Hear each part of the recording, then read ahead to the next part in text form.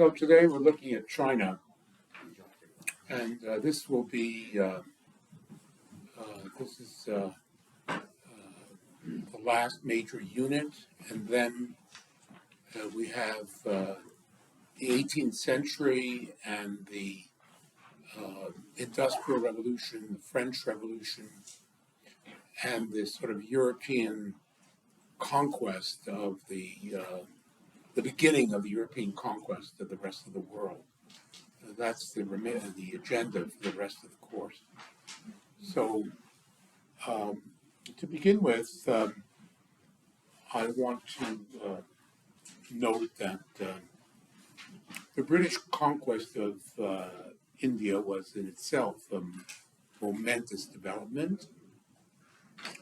It's a definite turning point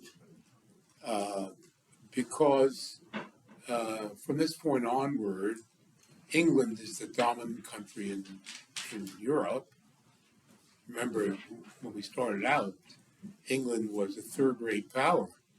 And now, with the victory over Louis XIV and so on, England emerges as the dominant power in Europe and indeed increasingly on a global level.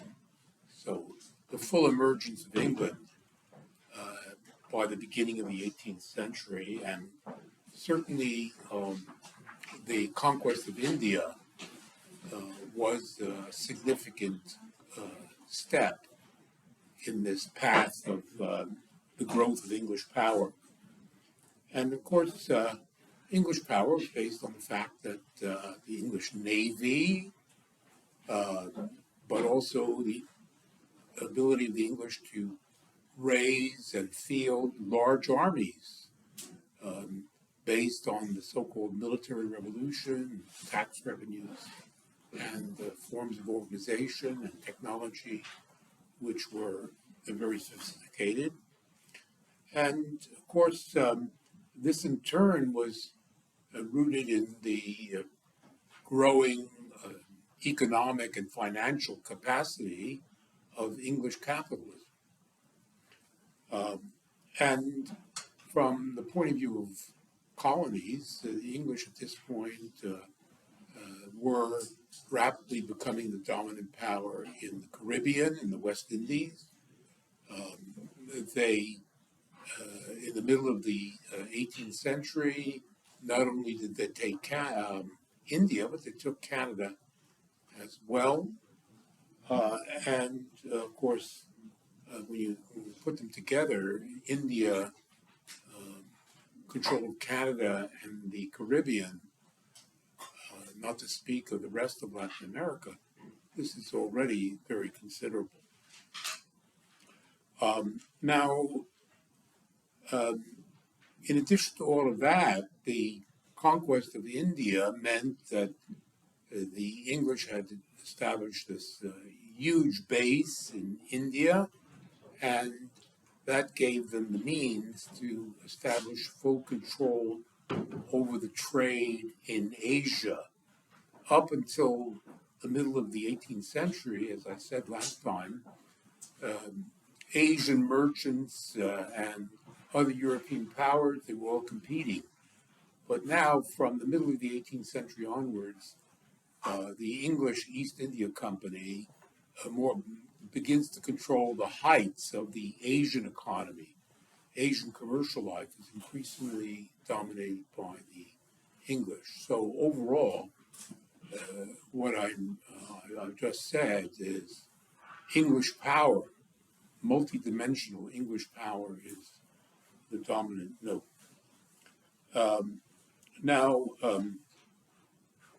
Until that point, say 1750, 1756, we can say that Asia was still, in terms of the overall global economy, Asia was still more important than Europe.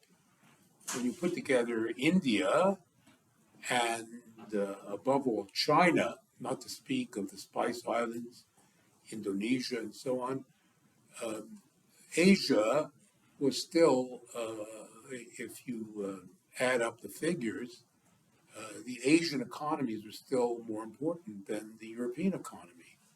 This, of course, was historic, going back to the Middle Ages and the 16th century. But now, from the late 18th century, things began to change. Europe and the English, in terms of the global economic balance, begin to get the upper hand. Now, the most important sort of site of struggle was China. Here we come to China. Because China was historically the center of Asia, culturally and economically, and the Chinese economy, given the very large size of its population, the Chinese economy was the largest economy in the world in the Middle Ages and through the 16th and 17th century. So the question of China loomed very large. Now, so let's talk now in increasing depth about China.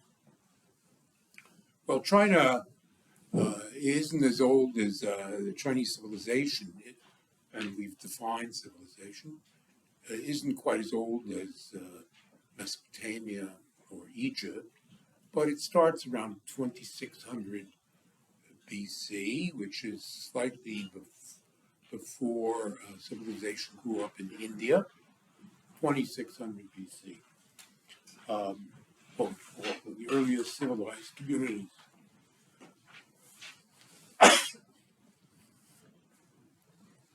And from this point onward, civilization continuously exists in India until the present, in China until the present day.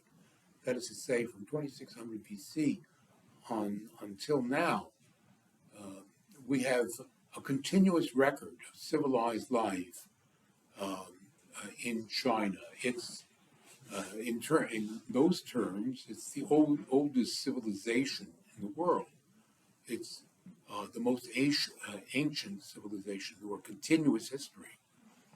If you look at the others that I've mentioned in this course, we're talking about other civilizations preceded it, but they were destroyed and so on. China has continued to exist since 2600 BC. So it's very old. And it became a unified state. China became a unified state way back around 200 BC. China was unified into a single state. Two dynasties, the Qin dynasty, and again, everything is in key words, Qin, and the Han dynasty from 200 BC until 200 AD. China was a unified state. The whole of China, or virtually all of what present-day China, was unified in a centralized bureaucratic state between 200 BC and 200 AD, 400 years. And that is more or less equivalent to the Roman Empire in antiquity. The dates are almost the same. Rome unified the ancient Western world round about those dates. And we see the same thing in China. The Qin and the Han dynasty unified China 200 BC until 200 AD. And then, of course, the Roman Empire was destroyed by the barbarian invasions, by the Germanic invasions. But China continued. There were barbarian invasions from the steppes of Asia and so on, as we'll see. But China was not destroyed. China remained a unified state. And in some ways, while Europe fell into, we can call it darkness, China flourished during the European Dark Ages. We have two dynasties, the Tang and the Sung dynasties. Again, keywords, you'll find them in keywords, the Tang and the Sung dynasties. And during this period, Chinese civilization in some ways reached its height while Europe was in darkness. And we can note that there was a unified state and all the rest of it, but also that there was a very considerable technological progress during this period. And we can say that the Chinese were in the lead in terms of technological innovation during this period. When we compare Chinese civilization to the others that we've mentioned, including the European, and that this technological superiority continued until the 17th century. China's technological development was more advanced than, so it was the largest economy in the world and technologically the most advanced. It had the most people. I think the population of China, well, in the 14th century, it was about 85 million people. In the 17th century, it had the largest population in the world, something like 263 million people in China. India only had about, at most, 175 million people. So the Chinese population was larger than that of India. And we can note also that in the 13th century, under the Yuan dynasty, again, in the keywords, under the Yuan dynasty, China opened up the Silk Road, crossing the great steppes of Asia to Europe. Caravans bringing silk and porcelain moved from China to Europe, and there was a continuous trade. The initiative, European merchants, especially Italians, the most famous of which, of course, is Marco Polo, but there were many others. But Chinese merchants are bringing merchandise to Europe. And of course, today we see one of the big initiatives using the great surpluses, capital surpluses that China has, the attempt to basically recreate on a much larger scale, to unify the whole of Eurasia, to develop the entire Eurasian continent, building cities and hydroelectricity and roads. Full development of Eurasia is the Chinese project today. But in the 13th century, it was the Yuan dynasty that sponsored this Silk Road. So we can say that China was whatever world commerce there was, and remember, when we talk about world commerce today, it's a completely different picture, of course, because the world economy, until the outbreak of this war in the Ukraine and the hostility with China, was moving towards global integration on a vast scale.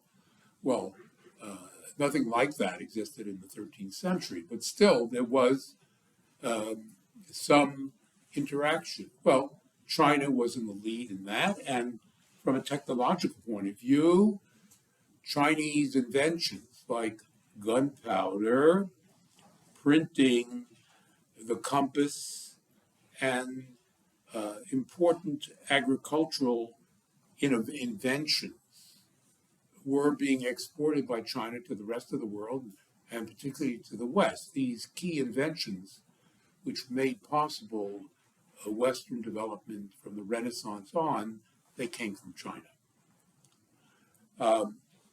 So that gives you a sense of where the strength of China during the Middle Ages and at the beginning of the early modern period. So I said that Chinese civilization starts around 2600 BC.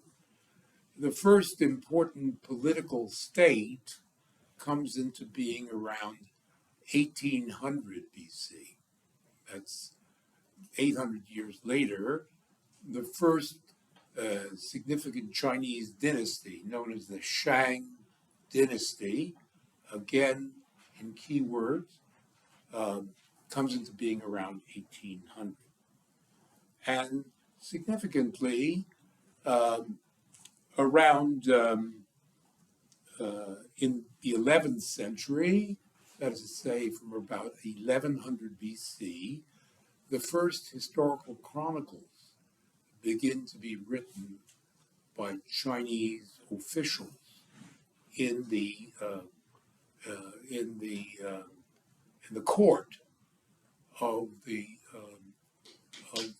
Chinese state, and from that point onwards, 1100, we have a continuous historical chronicling or historiography, the writing of history. It starts around 1100 and it continues right up to the present. And what is this history like? Well, it's basically, strictly speaking, it's the history of the dynasties, the history of the emperors, it's the history of the great wars, it's the history of the great military leaders, personalities, politicians, emperors. It's what we call traditional political history. There's a lot of moralizing in this history. It is not economic and social history. Economic and social history in China begins, as it does in the West, in the 20th century. Now, as I said, it's during the Qin and Han dynasties that China becomes unified. All of China is integrated into a single state. Before that, there had been several warring states and so on, but now China is unified into a single state.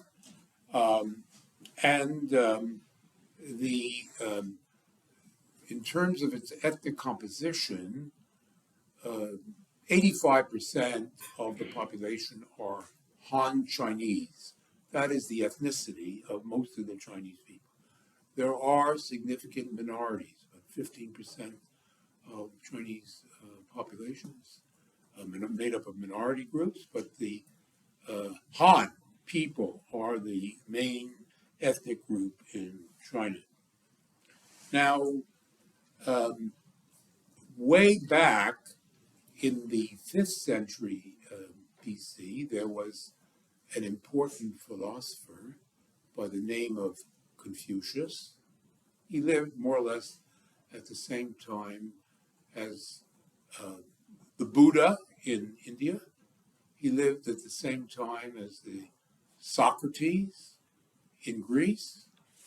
So it was that this great sort of moral philosopher Confucius lived in the 5th century. And there were rival philosophies.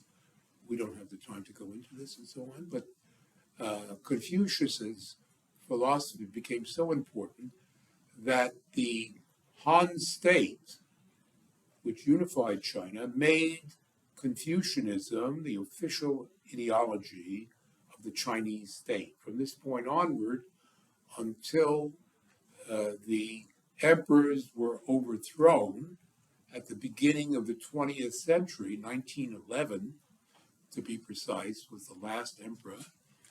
During this whole period, from the Han period onwards, the official ideology of the state was Confucianism.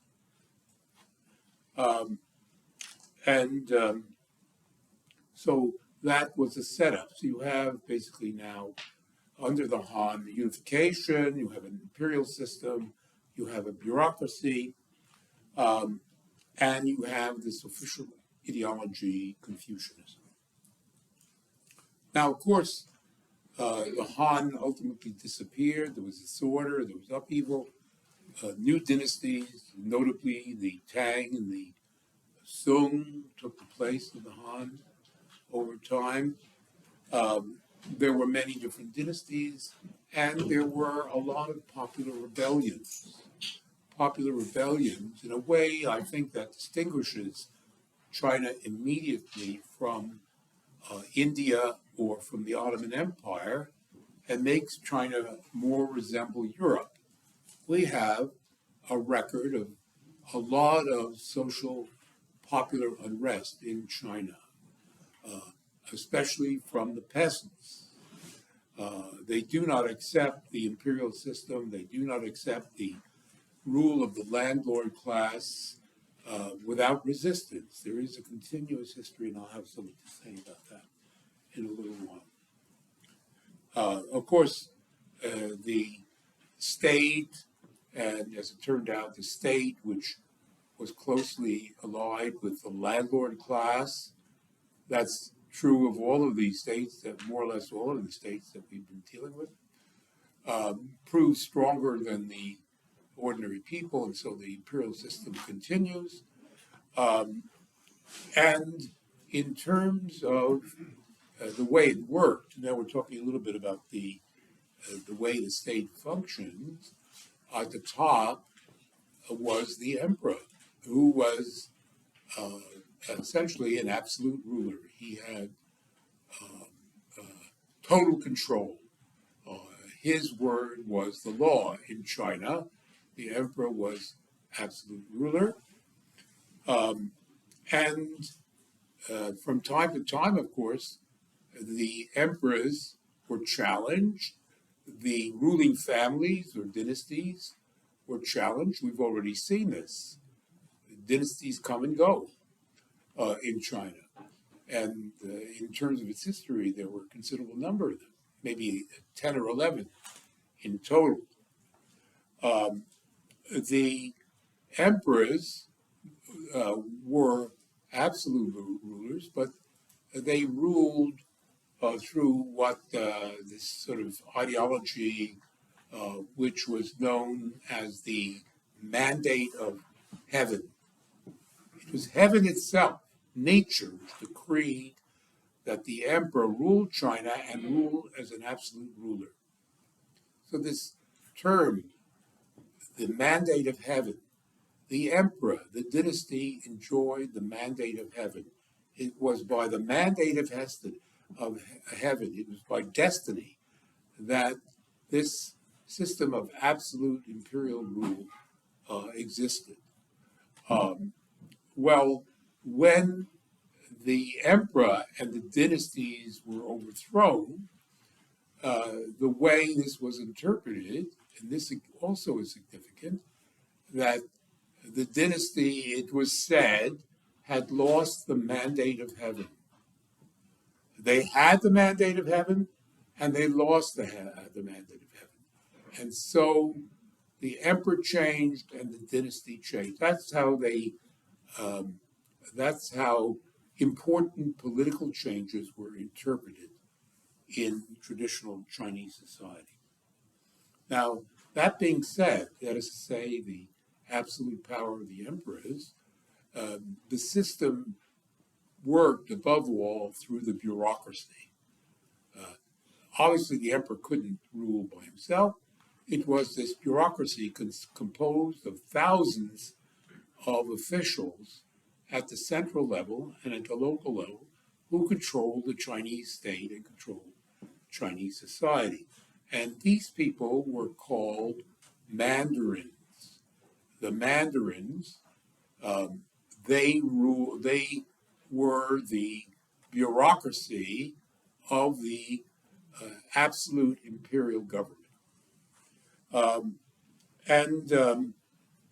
This bureaucracy was quite remarkable because we have seen, in terms of our discussion of the different civilizations that we've been considering, that in these other cases, the military and the state church were the decisive elements in those imperial systems. But in China, it was this bureaucratic Mandarin class, which was the most important institution in Chinese society. Because these people were not soldiers and they were not priests. They were educated intellectuals. In order to become one of these bureaucrats who had enormous status, prestige, and wealth, you had to pass, from the 10th century onwards, you had to pass a state examination. You couldn't just, by virtue of your family, get into this upper elite in Chinese society. You had to sit an examination the same way you sit examinations. And if you got good marks on the examination, you became a Mandarin with all of the benefits and privileges and so on. And not only did you benefit, but your family was made. If you became one of these Mandarins, your future was ensured. So and that's why I should say as a parenthesis that even now, although there are literally thousands of universities in China, and the university system is highly developed, highly sophisticated, and so on. Nevertheless, to be a student in China is somewhat different from what it is in the West, because it has this aura of prestige. To study, to be intellectual in China has a significance dating back to this Mandarin rule. It's a carryover. China, of course, today is a much more equal society than back then, but there is this carryover of intellectual elite. So what was the content of the studies? There were schools all over China which prepared these exams. What did people study? Well, they studied the philosophy of Confucius. I'm talking about this, the official ideology. You had to master the philosophy of Confucius to become one of these intellectual bureaucrats. And I would say that we've talked about various superiorities of China in terms of its economy, its technology, its population, but I would say that this bureaucracy ran China better. These people were intellectuals. They studied philosophy. They ran China better than the bureaucracies and so on in the West or anywhere else in the world. And this remained the case.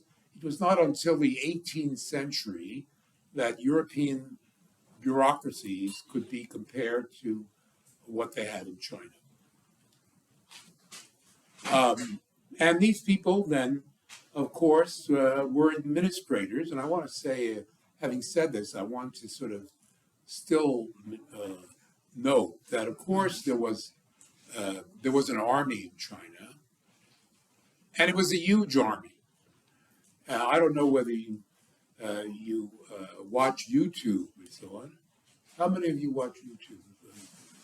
You all watch YouTube. Well, you should watch YouTube because that's really the source of information. And I might as well I'm repeating myself, I know that. But if you want news, it's really from YouTube. You can't rely on the official media. YouTube, you pick up from all over the world. That's the true source of information. In any case, they have on there all of these Chinese military films. I mean, they're amazing.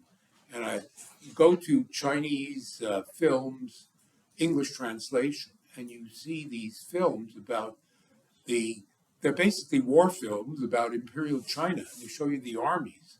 And these films are spectacular. And you see these enormous armies. And the Chinese army was enormous. Especially, it was enormous because there were a lot of, historically, there were all these rivalries that developed and civil wars and so on. And The Chinese developed the martial arts to a great extent. Um, I mean, I would let me say this: China has historically had fewer wars than the Europeans. The Europeans were constantly at war. That was because China was this extremely powerful state, and the other states were intimidated by China for many centuries in Asia. But internally, um, there was a lot of military aggressiveness in China. And this idea that China is totally Pacific, no, that's not the case. The Chinese know how to fight. They're good fighters. And this idea that the Chinese are Pacific is a sort of a legend that developed in the age of European imperialism. In any case, the bureaucrats did what they did. They collected the taxes, they kept the records, they wrote official histories, they administered China. Now, one thing I could say about this system is it lasted a long time.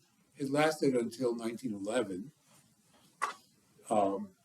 And one notes the parallel between the Chinese political system that I've just outlined and the present Chinese political system. There is the supreme leader. Xi Jinping is his name today. There were previous names before that. Mao. There is the big chief. And then there is the bureaucracy. And that's the way China has always worked and still works. Of course, China is profoundly different because the ideology today is not Confucianism, it is communism. And that has very different implications. But nevertheless, we see this idea of socialism with Chinese characteristics. The big cheese at the center and the Communist Party. The big emperor and the mandarins. In the previous system, there is this continuity that I'm pointing out. So I would say that overall, in terms of overall history, there were, of course, times of trouble of the people and so on, but this whole setup ensured long periods of stability and order, and indeed prosperity.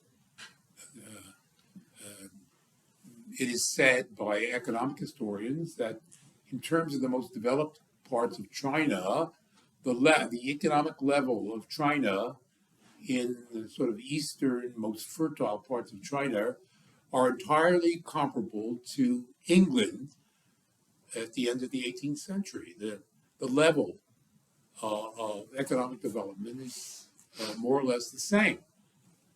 At the same time, we could say that this Mandarin bureaucracy was recruited more or less exclusively, with some exceptions, really brilliant members of the lower classes were sometimes included, but for the most part, the mandarins came from the landlord class. The landlord class were the only ones who could afford schooling for their sons, and the mandarin class was recruited out of these landlords. And there was basically the landlords were the main supporters of the imperial bureaucracy and the emperor, and in turn, the emperor and the bureaucracy supported the landlord class. In other words, there was this mutuality between the dominant ruling class and the state. The state supported the ruling class supported the state. And they controlled the common people. The common people had to pay taxes and were the subjects of this state and social apparatus that I described. And one of the things that is a consistent theme in China is that China, from the period of the Han onwards, had a very dynamic market economy. There were markets everywhere in China. China was a highly marketized society. This you have to understand. And we see, again, continuity because China today, if you go to China, markets are everywhere. Markets play this huge role in Chinese society. That's where you get your fresh food, that's where you get your consumer goods.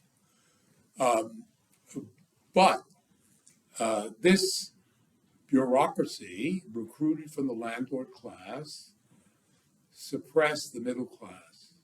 The merchants, they had their role, the markets had their role, but they were under the control of the state and the landlord class. And we could see that there is a certain continuity here again, because we see that today, of course, China is a socialist society. We see also that China has huge markets, it has merchants, it has capitalists. But we see that the state bureaucracy and the official ideology embodied in the Communist Party, they suppress the middle class. The aspiring capitalist class is kept down by the state and the party. And so it was in traditional China as well. So when Xi Jinping speaks about socialism with Chinese characteristics, there is a certain continuity here. There's a certain carryover that has to be understood.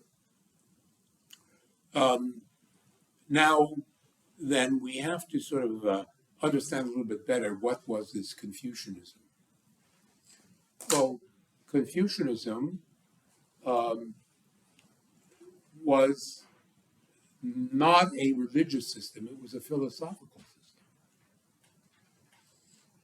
system. Religion did exist in China. Most importantly, Buddhism, but also Taoism, which had been invented in India. They actually were stronger in China than they were in India. And the Buddhists and the Taoists had played a significant role in China, particularly during the Tang and the Song period. That is to say, what we consider to be the Dark Ages, that period. That is to say, the priests, the Buddhist priests, the Taoists, they developed political ambitions. But from the time of the Song onwards, Confucianism was completely dominant, and from a political point of view, and Buddhism and Taoism continued to exist. And many, many Chinese were Buddhists or Taoists, but from a political point of view, they could not rival the Confucianists. The Confucianists dominated Chinese society from this point on. And their approach was a sort of a moral and metaphysical ideology, if you like. Confucianism was not religious at the point. And that, in that way, again, China was absolutely unique because in the West or elsewhere in the Muslim world, religion was everything. But in China, not the case. And what was this? Confucianism was not so much a kind of, it did have a scientific and metaphysical component, but it was mainly a moral philosophy. It was a moral philosophy. And it was this moral philosophy which was taught in the schools and which dominated the mandarins and the upper classes in general. The landlords were, most of them were educated, and what they knew was Confucianism. And what it was all about was respect for authority. Respect for authority was absolutely essential in this setup. And by respect for authority, we mean respect for the state, but also, and very important, respect for your social betters, people who are better than you. Respect for people who are more educated than you.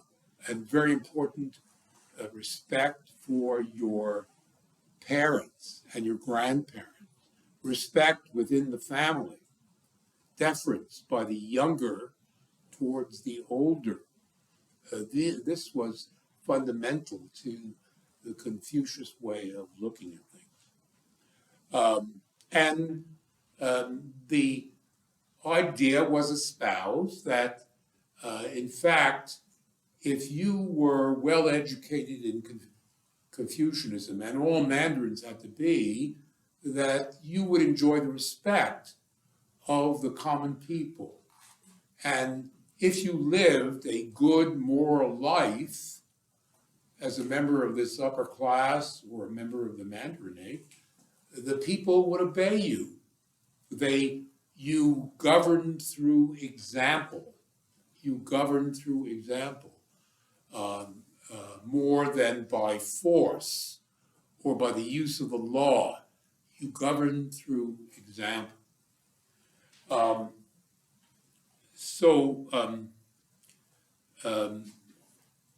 This was above all the philosophy of those who ruled China, the landlord class and the Mandarins, Confucians.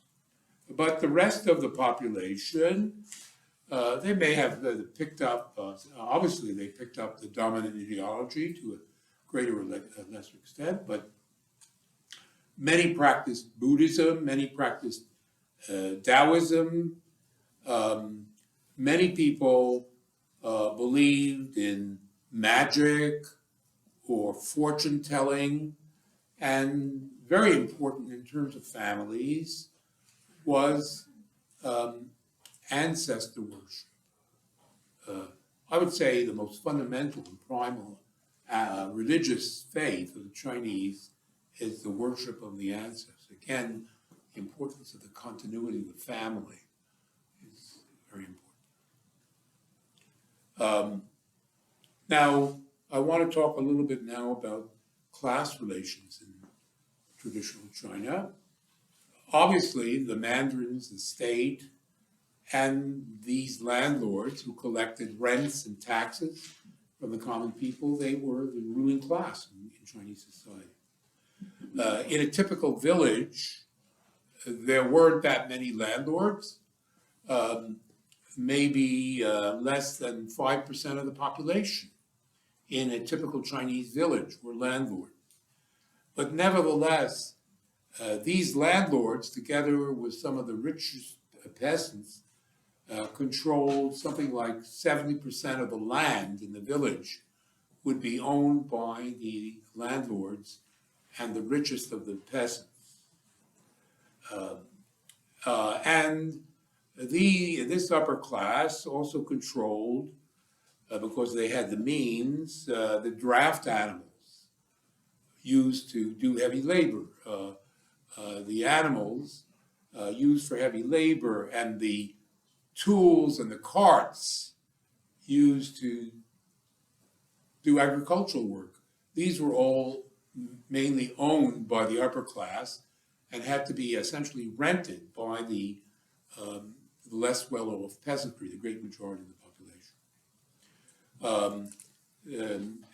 Overall, there was a kind of middle peasantry, people of sort of middle means, but the overwhelming majority of the peasants were poor, who had a small amount of land or no land at all, and they had to hire their labor out to those who were better off. Furthermore, the landlords controlled the local courts and government. They controlled the Buddhist temples, and they loaned money. This was very important to the poor. The poor were chronically indebted to the upper class. And given what I've said, of course, that means that the upper class was overwhelmingly dominant in Chinese society. A landed class, supported by the state, owning most of the land, the common people, including whatever middle class there was, they were subordinated to this landed upper class. However, China went through, when we talk about change of dynasties over many centuries, there were periods of hardship, famine, excessive taxation, foreign invasions. There was upheaval in China from time to time, and emperors were overthrown, dynasties were overthrown, and notably, the peasants rebelled. There is a continuous record of peasant rebellion in China dating before the Han period. A continuous history of recurrent Chinese peasant revolts marks Chinese history. And in that sense, I would say that China most resembles Europe in that respect, because we see also that class conflict, conflict between classes, is a characteristic of both European and Chinese society. Well, you could say that class conflict is a terrible thing, but as a matter of fact, class conflict, in contrast to, say, what we see in the Ottoman Empire and in the Mughal Empire, class conflict leads to change. It is, in a certain way, a motor, the fight between the upper classes and the lower classes. It helps to dynamize, to energize societies. They develop a certain dynamic of change within them. And we know that European society, but also, and to a lesser extent, Chinese society evolved, changed over the centuries in a way that, say, the empires and the rulers in China or in the Middle East, whose systems were not based on classes, as I made a great point of that, the Asiatic mode and so on, imperial control of property, and the way the villages were organized at the grassroots, this class conflict was very important in terms of the evolution of Chinese society. Well, we'll get into the early modern period in the next class.